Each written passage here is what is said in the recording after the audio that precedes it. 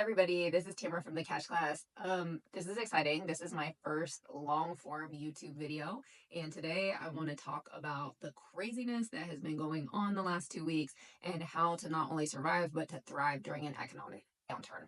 So, most of us have probably seen the value of our 401k drop significantly over the last 2 weeks as a result of Trump's tariffs. So let's talk about what's going on and how you can come out of the other side of this richer than you are now. So first of all, I want to go into like why should you care about the economy?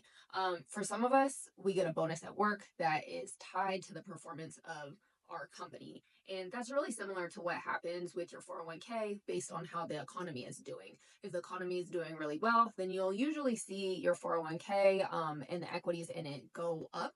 And if the economy's not doing well, if we're into a recession or if we're in a downturn, you're going to start to see those numbers start to slide down. And I'm doing this and this because I'm doing like a graph, equity. Powell, today the Federal Reserve Chair Jerome Powell spoke at the Economic Club of Chicago, and his guidance really made the stock market plummet in the last few hours before closing. The Dow was down 700 points or 1.7%, and the S&P 500 was down 2.5%. So Powell said the level of tariff increase announced has been so significant and larger than anticipated, and that these are fundamental changes, and there just isn't a modern experience for him to compare this against. He also said that if the tariffs continue, that there's lingering uncertainty that can inflict lasting economic damage. So obviously that's not good. So let's talk about what does the Federal Reserve do? So the Federal Reserve is responsible for promoting full employment and keeping inflation in check. But Trump's tariffs unfortunately threaten both of those goals. According to most economists and banking executives like Jamie Dimon from Chase, tariffs are inflationary, they push up unemployment, and then they also weaken economic growth. Right now, we're definitely in a waiting period. We're waiting to see what all of the economic indicators look like, and that's really what Jerome Powell said as well today. He wants to see what the economic data like the GDP looks like, what the inflation and jobs report look like here in the next few weeks to get a more clear picture of if we are actually in a recession, and then he can react accordingly. So as long-term investors, it's important to understand what's going on in the economy. For the most part, our strategy is really not going to change that much. If we have a sense that a recession is coming, there's a few things that we will want to do in order to be best prepared and make sure we come out wealthier on the other side of this. So I want to talk about market cycles.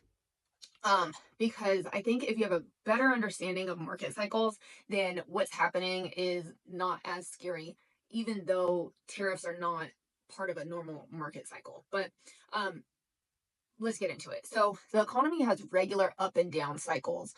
It's similar to how seasons, there's winter and there's summer, right? It's just a normal part of how things work. So up cycles are take place during an expansionary period. So we'll see an increase of GDP, we'll see increased inflation, we'll see increased interest rates, and we'll see decreasing unemployment. We know we're in an expansionary period when every day the stock market climbs higher and higher. Okay, these are usually the times that people love. They're a lot of fun. When we hit a peak, that's when GDP is high, inflation is high, interest rates are high, and unemployment is at an all-time low. So we saw a peak around October 2024 to February 2nd of this year. The thing about peaks that a lot of investors don't love is that usually stocks or equities are overpriced. So if you've been following the news at all, you've been hearing a lot of investors, including Warren Buffett, saying that he felt that equities, especially US equities, are overpriced right now. That's because we've just been coming off of a peak period. Contractions are classified as decreasing GDP, decreased inflation, decreased interest rates, and then increasing unemployment. So for a contraction to be an official recession, there has to be 2 negative quarters of GDP growth. And then for a depression, we need to see 3 years or more of negative GDP growth. So that's why Jerome Powell is saying, like, hey, we have to wait and see. Right now, we haven't actually seen any of those indicators for a recession. We didn't see that last quarter, but who knows? This might be the quarter that we start to see that we are in a contraction. And then the final phase of a normal market cycle is the trough. So this is characterized by low GDP. We also have low inflation. We also have low interest rates. And then you'll see the highest levels of unemployment. We know we're not there yet because unemployment is still in a pretty normal area. I think it's around 4%, 4 point something percent, right? So that's again why we need to wait and see what the economic indicators are going to say. So many investors love contractions because assets are usually, we call them on sale, they might be underpriced. But most employees hate contractions or hate recessions because that's the time when you have to worry about your job. There's a bigger threat of unemployment, there's a bigger threat of layoffs. Okay, so what is the current situation that we find ourselves in? So, right now is a super interesting time because prior to the Trump tariffs, the economy was kind of ticking away. It looked like we were still in an expansionary period. Things were going fairly well. But with the tariffs, that kind of stopped everything. And it looks like the GDP and the economy could be slowing down.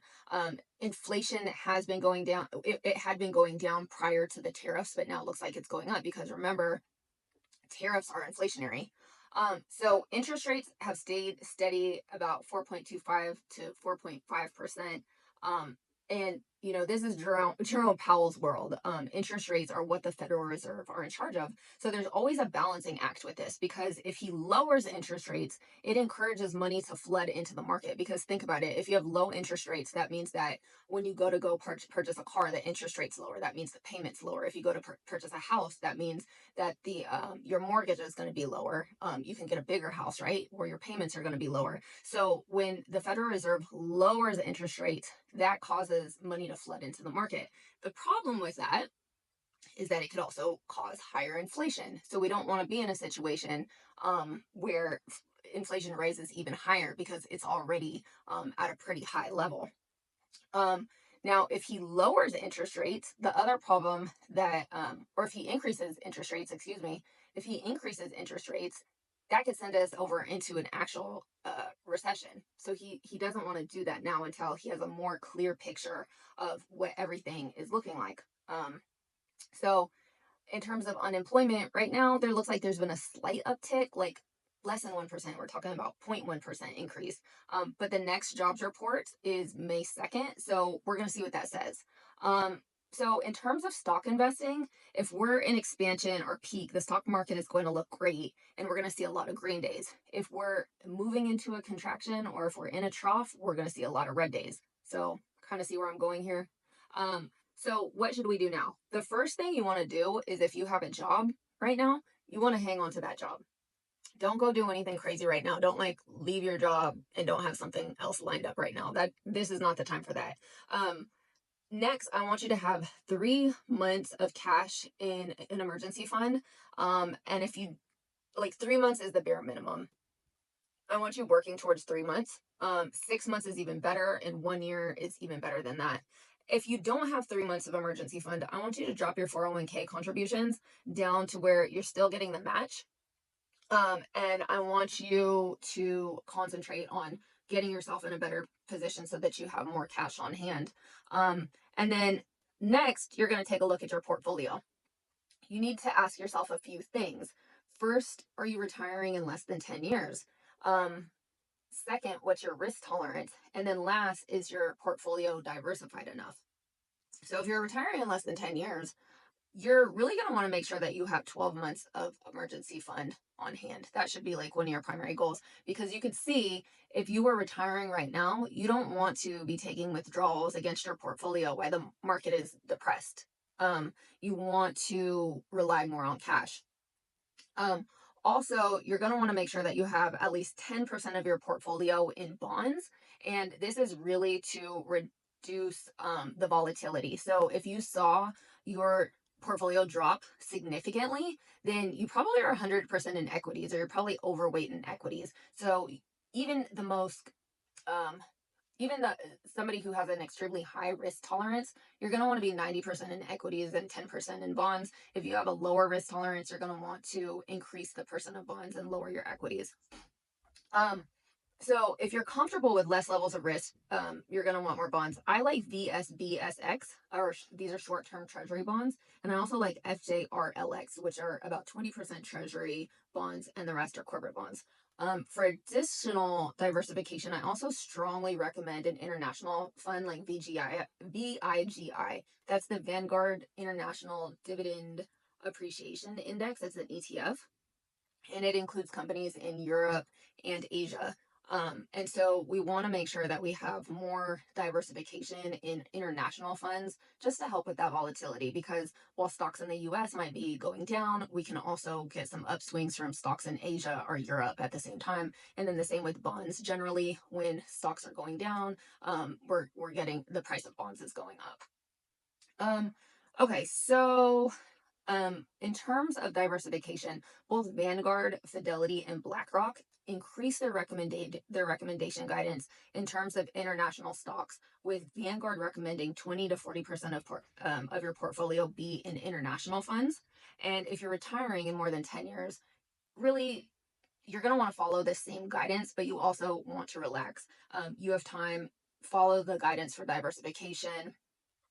You can continue to rebalance your portfolio over time. But the key to thriving during down markets is really to stay calm, understand what's going on, keep plenty of cash on hand, and then continue to invest while stock prices are down. Because when they come up, like they have done for the last 100 years, you're gonna see your wealth skyrocket because you were disciplined and you also stayed persistent during this time. So thanks so much, guys. Leave a comment or let me know if you have any questions. Take care.